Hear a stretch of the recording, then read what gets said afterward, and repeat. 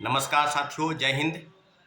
BPSC की जो कार्य प्रणाली है और जिस प्रकार से 17वीं बीपीएससी पीटी परीक्षाएं हुई, पूरी तरीके से बीपीएससी द्वारा आयोजित इस परीक्षा में कई परीक्षा केंद्रों पर, खासकर पटना के जो बापू परीक्षा केंद्र है परिसर, उसमें जो अनियमितता बरती गई, जो जिस तरह के छात्रों अभ्यर्थियों का विरोध देखने को मिला, पूरी तरीके से बीपीएससी की जो कार्य प्रणाली है और बीपीएससी के काम करने का जो तौर तरीका है, घोर लापरवाही जो है वो सामने आया है। निश्चित रूप से बीपीएससी द्वारा बीपीएससी चेयरमैन जो रवि परमार मनु भाई है, उनके द्वारा लगातार ये छात्रों अभ्यर्थियों को धमकी दिया जा रहा है कि हमने चिन्हित कर लिया है, 50 से 60 छात्रों पर एफआईआर की गई है।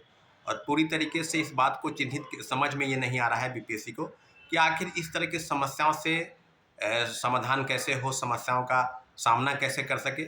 और पूरी तरीके से मैं आपको बता दूं कि बीपीएससी द्वारा इस प्रकार के आयोजित परीक्षा में जिस प्रकार से सामने आई है कि कई अभ्यर्थी खुद मीडिया के सामने आ रहे हैं और कई तरह के आरोप लगा रहे हैं। कुछ ने कहा कि 12:30 बजे तक मुझे प्रश्न पत्र नहीं मिले। जैसा कि साथियों पता है सबको कि 12 बजे से परीक्षाएं शुरू होती है, 12 बजे से 2 बजे तक, और 11:55 पर सबको क्वेश्चन बुकलेट और ओएमआर शीट जो उनको रंगना है, कम से कम 5 मिनट उसमें समय उनको चाहिए होते हैं। और पूरी तरीके से बीपीएससी इस बात को लेकर सभी लोगों पर अब भी उसी सभागार में, उसी परिसर केंद्र में कई रूम में जो वीडियो सामने आ रहे हैं कि एक प्रकार का प्रॉब्लम क्रिएट हो गया कि कहीं 12:30 बजे नहीं मिला, कहीं 12:45 बजे मिला।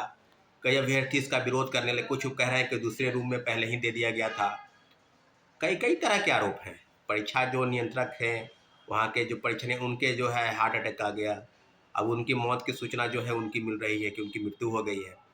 पूरी तरीके से फिर बीपीएससी द्वारा आयोजित परीक्षा केंद्र पर पटना पुलिस एंड पटना के डिस्ट्रिक्ट मजिस्ट्रेट द्वारा जिस प्रकार से छात्रों अभ्यर्थियों पर हाथापाई की गई, उन्हें थप्पड़ मारा गया, इस तरह की चीज़ें सामने आई है।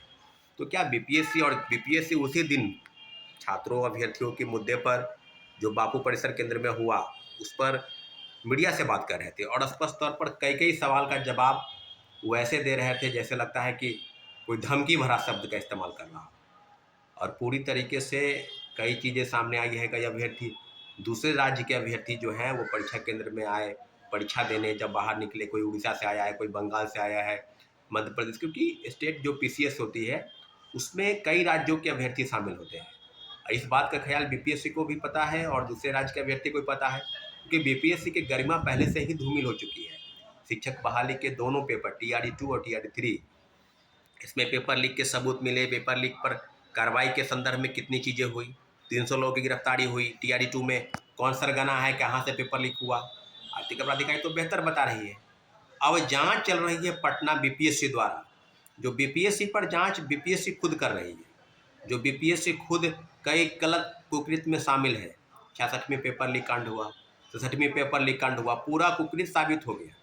ओएमआर शीट की कार्बन कॉपी बाहर भेजी जाती है, मेंस की कॉपी लिखवाई जाती है। पूरी तरीके से इंटरव्यू में पैरवी के नाम पर क्या क्या चीज़ें होती है। तो मैं मांग करता हूं बिहार सरकार से कि एक एजेंसी, आर्थिक अपराध इकाई, वो सारे पहलुओं की जांच की, क्योंकि 12,000 परीक्षार्थियों का सवाल नहीं है, सवाल बीपीएससी के गरिमा का है। सवाल इस राज्य की, जो राज्य का जो पारदर्शिता है और जो एजेंसी है उसकी पूरी देखभाल इस राज्य के बिहार सरकार के आलोक में होनी चाहिए थी। जिस प्रकार से बीपीएससी काम कर रही है और हड़बड़ी में लगातार हम लोग डिमांड कर रहे थे कि जो प्रोटेस्ट हुआ और एक नॉर्मलाइजेशन को लेकर जो प्रोटेस्ट था, उसमें बीपीएससी लगातार कह रहे थे शिक्षकों के साथ मीटिंग बुलाए, छात्रों अभ्यर्थियों के साथ मीटिंग आप बुलाने वाले थे, वो आपने बुलाया नहीं। उल्टे गुमराह छात्रों अभ्यर्थियों कर रहे हैं। प्रदर्शन के दौरान सैकड़ों छात्र छात्राओं को चोट लगी है, इसलिए तो हम लोग डिमांड कर रहे थे कि भाई कम से कम 20 से 25 दिन आप परीक्षा की तिथि बढ़ा दीजिए। और हड़बड़ी किस बात की है? आप 13 तारीख को परीक्षा लेने के लिए डिटरमाइन थे, तो फिर तैयारी आपकी पूरी पूरी पूरी जो चीज़ है वो बिल्कुल सामने आ गई है कि बापू परिसर केंद्र में भी हाल में ही नवनिर्मित केंद्र में है। जिस प्रकार से चीज़ें सामने आई, लगभग 50-60% लोग परीक्षार्थी परीक्षा नहीं दिए और आप कह रहे हैं कि कोई असामाजिक तत्व जो है उस परीक्षा को, भाई जो परीक्षा देने वाले लोग हैं वो मेच्योर लोग हैं, वो बिल्कुल डिटरमाइन है कि हम बीपीएससी द्वारा परीक्षा में चयनित होंगे, राज्य की सेवा करेंगे, तो आप उन्हीं को असामाजिक तत्व कह रहे हैं। और आपकी तरफ से जो घोर लापरवाही हुई, क्यों?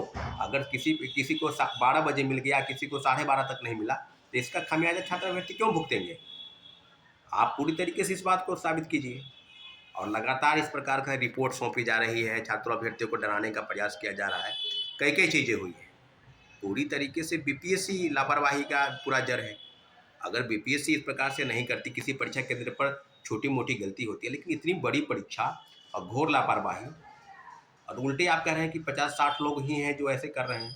बिल्कुल नहीं, 5-6 हज़ार अभ्यर्थियों की का जो जीवन का सवाल है, और पूरी तरीके से बीपीएससी द्वारा घोर लापरवाही के सवाल पर उन पर कहीं न कहीं एक तरह का तोहमत लगाने का प्रयास आप कर रहे हैं। तो हम लोग बिल्कुल निश्चिंत हैं कि बीपीएससी आज से कल तक रिपोर्ट सौंपेगी पटना पुलिस प्रशासन, और उस रिपोर्ट के आलोक में आप पर कार्रवाई करनी है। लेकिन जिस प्रकार से पटना पुलिस प्रशासन द्वारा काम किया जा रहा है, बीपीएससी द्वारा काम चल रहा है, उस पर टोटल ओवरऑल छात्रों पर ही आप आरोप लगाने की फिराक में हैं, जो कहीं से भी जायज़ नहीं है। उस परीक्षा केंद्र में लापरवाही की वजह से हजारों अभ्यर्थियों का जीवन जो है दांव पर लग गया। इसलिए हम लोग डिमांड करते हैं कि उस परीक्षा केंद्र की जो परीक्षा है उसको रद्द की जाए और फिर एक नई तिथि की घोषणा की जाए, ताकि अभ्यर्थी को संतोष हो सके। आप इस प्रकार से चीज़ नहीं कर सकते हैं। इसलिए हम आग्रह करते हैं कि बीपीएससी की जांच पर आर्थिक अपराध इकाई जांच करे, और बेहतर जो जांच हो उसकी रिपोर्ट सबमिट हो।